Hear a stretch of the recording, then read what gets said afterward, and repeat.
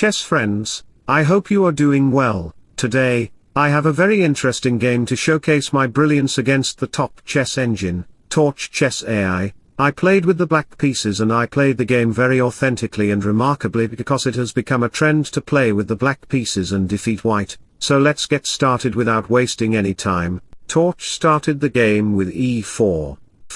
We have e5, knight f6, knight c6, and bishop c4, employing the Italian game. A few moves later, we have d6 followed by knight to g5, putting pressure on the f7 pawn. Here, I could go with f5, initiating a chess gambit where knight to f7 can come to fork my pieces. Therefore, I will put my queen on the h4 square, putting pressure on the pawn. Playing g3 would be a good move to consider. Then, I will consider queen h3, but if white dares to castle, then he will be gone. He will have to pack his bag and go home because I will consider f4, blocking the bishop's diagonal. Here, I may also sacrifice my rook. But the best move for white would be to consider knight d2. However, if he dares to take the rook, then I can smash white by considering bishop to g4, putting pressure on the queen diagonally. The pawn is pinned, so after the queen moves, knight d4 comes in, where knight to f3 check can arrive on the board. In this position, white can play any normal move, such as bishop takes knight, but then I will consider knight to f3, forking the queen and king. After capturing, I can checkmate in the following moves. As you can see with my queen, the game will be just over. So going back, noticing that knight f3 check can come, after knight to d2 happens in the game to protect that square, I can eventually make a significant move by capturing the pawn on the c2 square. You can see that your queen will be harassed and trapped, and the game will be over. Going back again, we saw that a5 was possible, but I didn't consider that move because that gambit is very risky. Therefore, I played knight h6, and after c3 happened to block any knight moves after castling. h3 comes on the board. White just wants to block all my knight moves, and his c3 pawn is protecting the knight from coming into the center. Therefore, I played knight a5 to put pressure on the light-squared bishop. The light-squared bishop had to run to the b5 highway because on another highway, the police were surveilling the road. A couple of moves later, we have f6 to put pressure on the knight. As the knight retreated, I just reinforced my knight on g8. I wanted to develop my knight to a better outpost. White strikes with e4, and a few moves later, the bishop moves back to create indirect pressure on the h7 pawn. The knight can also make the situation spicy, making the recipe very hot and delicious. Therefore, I need to kick out the queen by playing g6. A few moves later, as the queen is protecting that square, we are just doing some chess dances.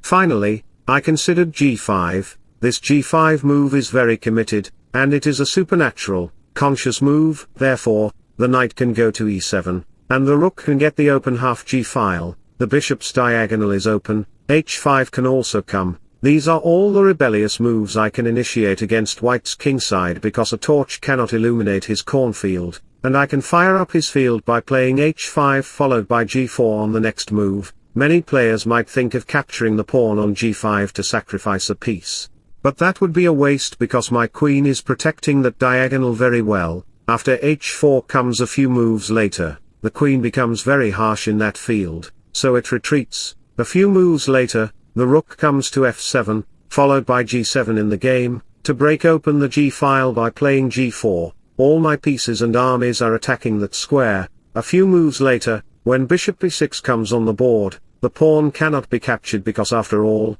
your rook on a1 will be unguarded. It will be like a punishment for you. So as the bishop moves back to the d1 square, you can see that my bishop has a very dominating diagonal. g4 can come on the board, but the problem for me is that I cannot play g4 because, after capturing, it doesn't matter with which piece I capture, the position of white will be safeguarded by the queen. After queen takes g4, queen exchanges will occur soon, and white will get a significant advantage. This will not bring any advantage for me, so don't use your dumb brain to give me solutions. So, let me provide you an inspirational quote for happiness.